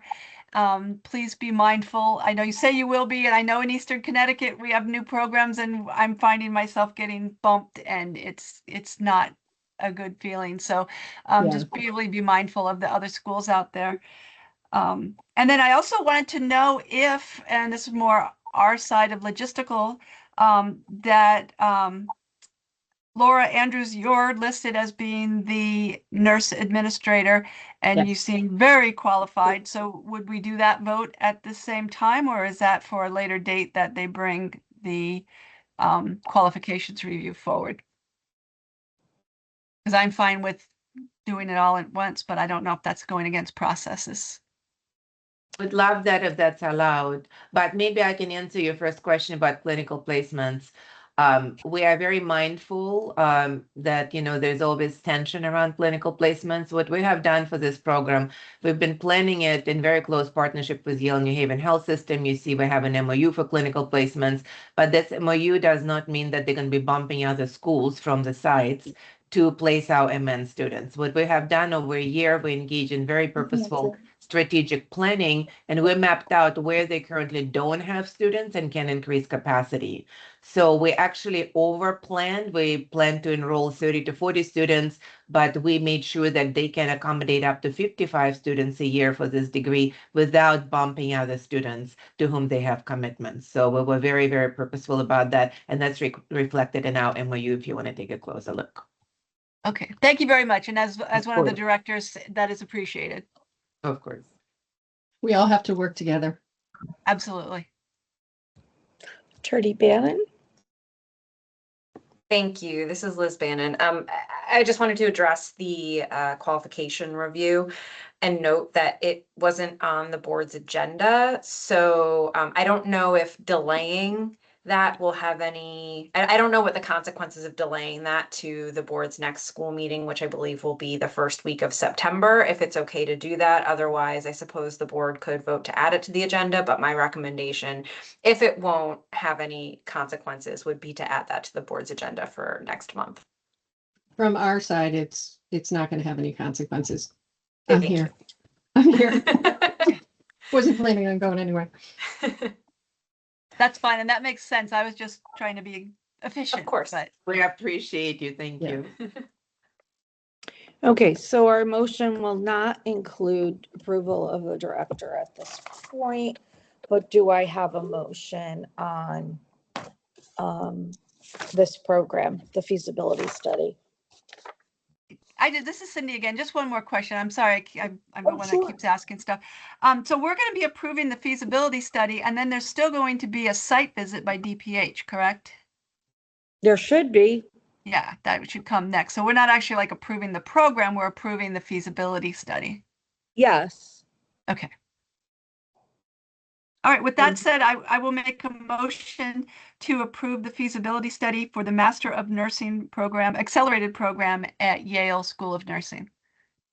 This is Sal, I'll second. Any further discussion?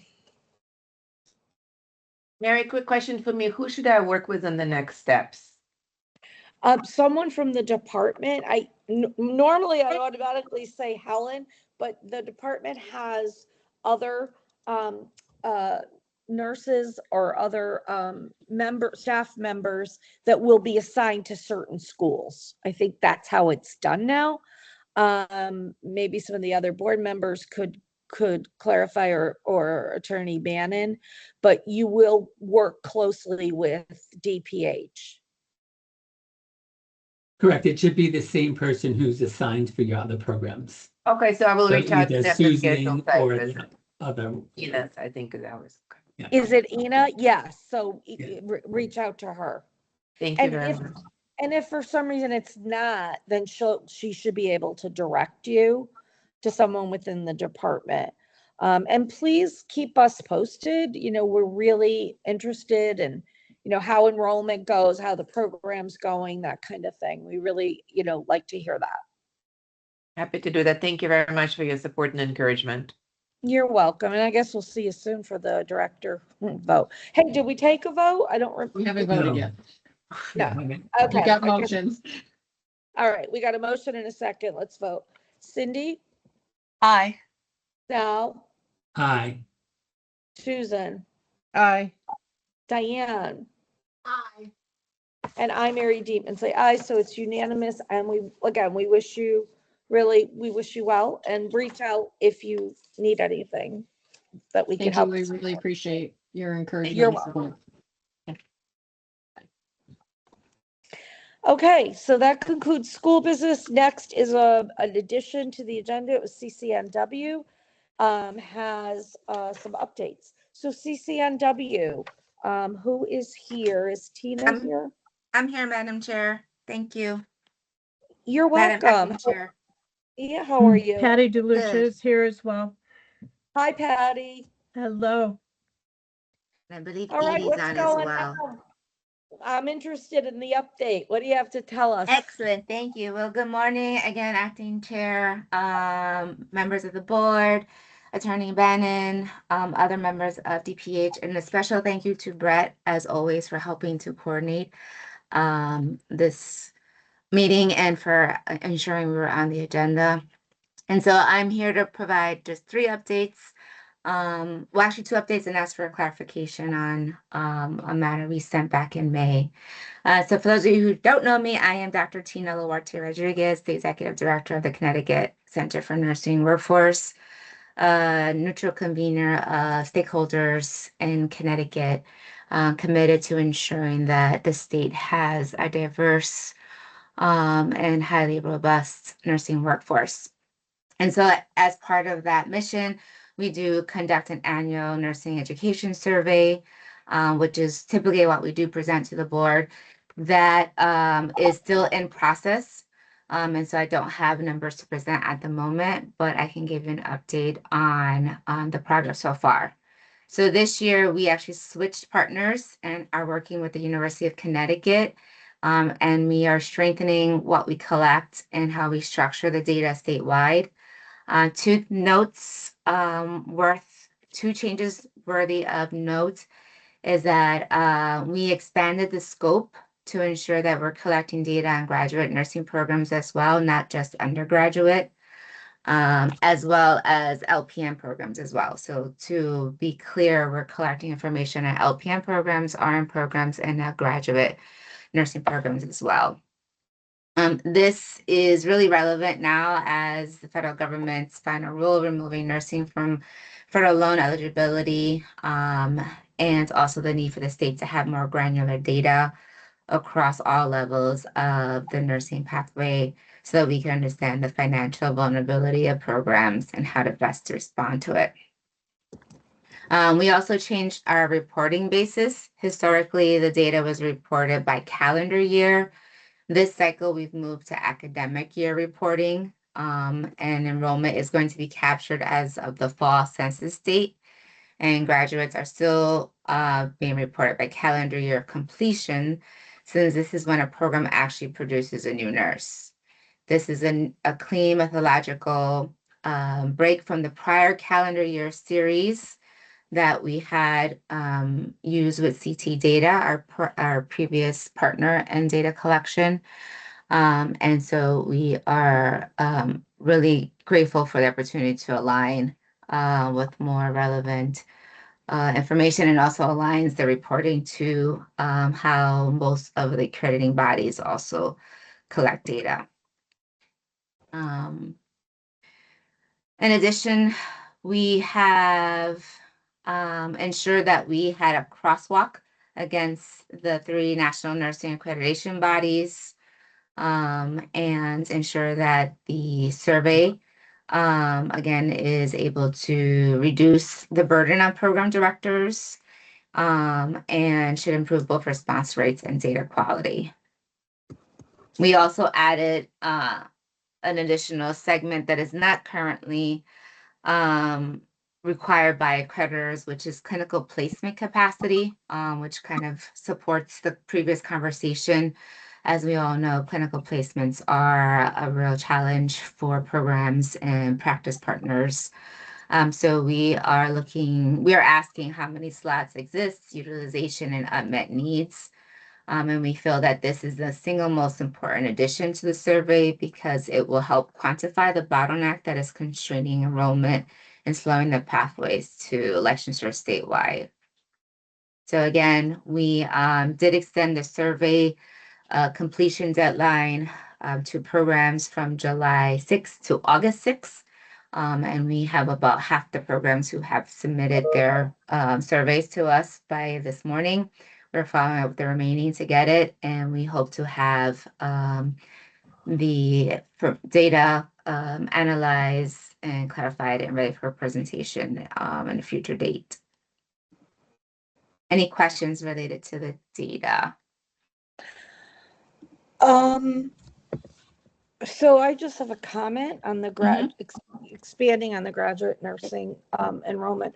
So at last year's NCSBN annual meeting, there was a focus, pretty sure it was that meeting, a big focus on pushing for state boards to approve and regulate graduate nursing programs. And our regs do not do that. I mean, we do scope of practice for APRNs and things like that, and standards of care, things like that. But there is a national push, and I don't know where we are with the regulations. I'm supposedly on the committee, and now nobody has contacted me. So that's probably something that should be looked at. I don't know if you have feelings about that or not, but I think that's very timely discussion.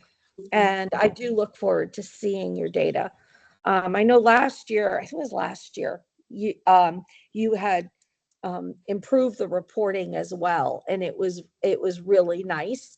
But now it looks like you're even going farther. So I'm really interested, in terms of like number of seats, and are we filling them? Because last year we didn't fill every seat. Correct. So I think there's a lot of great information that you guys can share, and I appreciate your work, both of you, Tina and Pat. Thank you. And again, yeah, it's the entire council that assists, as well as all the programs and their leaders and other supporting practitioners, because as you are familiar, this data doesn't live on one little database. It's usually in 5 or 6 systems. So I definitely am grateful for the expertise and commitment from all the council members and all school programs to make our collection as robust and as user-friendly and burdenless as possible. Awesome. The next item that I have for an update is the Deans and Directors Council has had an election, and we have new vice chairs. And so I'm glad to report that our 2 new vice chairs, Cindy O'Sullivan from Sacred Heart University and Edie Ouellette from the University of Hartford, are joining our co-chairs, and that is Patty DeLuca as well as Amanda Bell. And their role is to help set agendas, plan meetings, and taking on strategic projects on the council's behalf. The council is also very active with the Connecticut Hospital Association's patient care executives on a practice readiness initiative. I believe I shared this last time as well. The goal is to define jointly what a practice ready nurse actually looks like from both the academic and the clinical employer side, identifying where those definitions diverge, and to help assist with identifying actions that can help close the gap.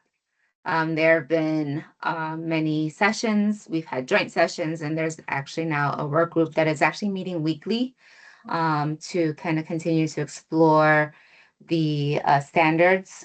And we have many ideas and lists for continue collaboration and reporting back to the larger group.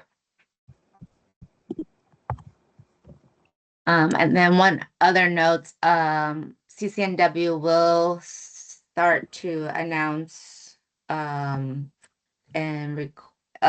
student day for 2026. Apologies, but if you wanted to have that date now, it is November 4th of 2026. We are finalizing program details, but then we will be able to inform the board as well as the general public more of that information. Any questions on either of those? Okay, great. Sorry. Any board members have any questions? Okay. All right. Go ahead. Sorry. Thank you. No worries. Thank you. And so acting Madam Chair, actually my last kind of update is related to the regs. And in May, we submitted a memo related to 3 specific regulatory recommendations. One related to a mandatory 5-year review cycle for board regs, the consideration of a formal complaint process for nursing students against approved programs, and a public searchable database of disciplinary actions. We did hear back that these were received and that would be reviewed, and that we would hear back related to kind of the progress of the regs review. We have not heard anything back yet either. And so we were just curious if there is an opportunity to have an update related to the timeline of the reg review and the process. You know, it's interesting because I have not seen those specific recommendations that you sent. I am not the chair, Gina Reiners is, and I do know that Gina has had some meetings. And myself, I believe Cindy Arpin, Gina, and I'm not sure who else has been chosen for a separate committee to work on the regs, and I have had absolutely no communication. This comes up in meetings almost monthly. Someone asks, what about the regulations? And I'm a bit frustrated as well because like I said, I don't know who that went to and where it is it lying, and where is the process. So I can't really, and maybe someone else has more knowledge as to what's going on, but anyone have any comments? Any knowledge? Cindy, you're also on with me, and we haven't gotten any contact, correct? No, I have no contact, and I share everyone's frustration. It's beyond ridiculous at this point. I don't know if Attorney Bannon has any updates for us, but I know it's not on the agenda, but it's certainly worth getting an update on. Well, it may not be on the agenda, but we did vote to add CCNW updates onto Correct, the agenda. yes. So it would be appropriate. I'm feeling that it is appropriate for discussion, but that's just me. So this is Liz Bannon. I think that a discussion of the regs is slightly different, but I can share with you, I understand your frustration. I don't have any updates, just I can say that they're still in the process. I am not in charge of any of that. I don't have any updates. Is there someone that we could refer this matter to? Only because it is a recurring request from our nursing leaders. I think Tina and Patty are representing our nursing leaders here in the state. I can try and we should, I mean, the summer has been particularly difficult. So my hope is that we can have an update for the board for its next meeting. I don't know whether that's possible. That's my hope. In which case, perhaps that can be communicated by the board chair. But I can look into this. Thank you. I tried, ladies. Looking forward to that report, though, on the stats. I really am. Anything else you guys wanted to update us on? I appreciate it. You used to come regularly, like every month, or I don't remember what it was, but it would be great to see you more often and hear about what's happening. And more. Look forward to it. Yeah. Thank you for all you do, both of you. Of course. Acting Madam Chair, I believe Edie has her hand up, and she's one of our new co-chairs. Oh, yeah. Hello. Or vice chairs. Hi, good morning, Madam Chair. I did want to, we seem to all share the frustration of the regulations and the lack of the process and the very long timeline. One of the communications that we had with the Department of Public Health indicated that the regs are actually on the Attorney General's desk. So not Attorney General, pardon me, the Commissioner's desk. And so would it be okay to reach out to the Commissioner? Because I'm wondering if this is a situation where, like you said, Attorney Bannon, it's busy over the summer. It got busy last year. Like, I wonder if they're just sitting somewhere and they just keep kind of getting pushed to the back of the desk or the side of the desk or to another desk or, I just wonder if it's just not a priority. And so if we actually asked the person that's ultimately responsible, maybe one of her aides could get back to her. She's very responsive if you ask her questions. This is Liz Bannon, if I may. Please. I am happy to look into it on behalf of the department. Thank you so much. I appreciate it.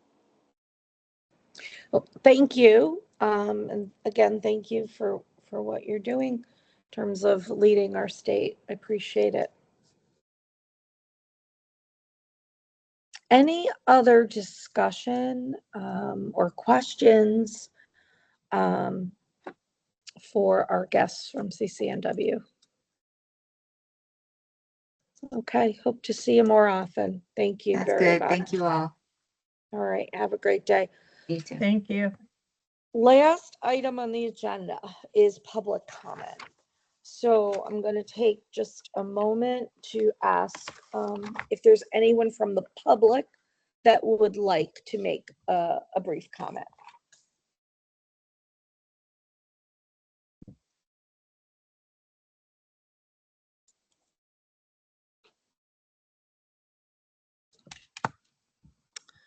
I'll just take a moment.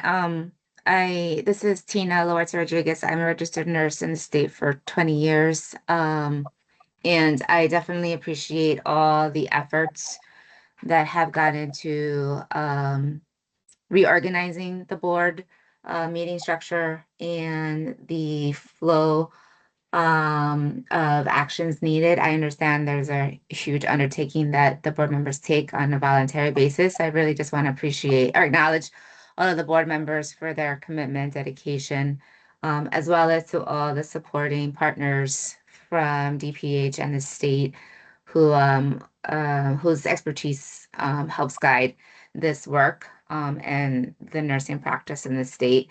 It is definitely no small undertaking, and so all of your efforts are valued and appreciated.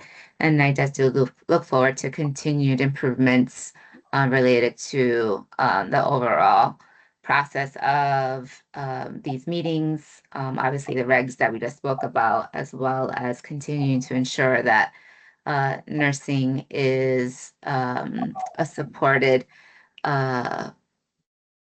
profession and service provider in the state. So thank you all. Tina, thank you for your comment. Having been on the board for 10 years, I will tell you that it is a true labor of love. And that, all of us are here as volunteers because we love Connecticut and we love nursing practice and we love safe patient care. So that's very much appreciated. Thank you.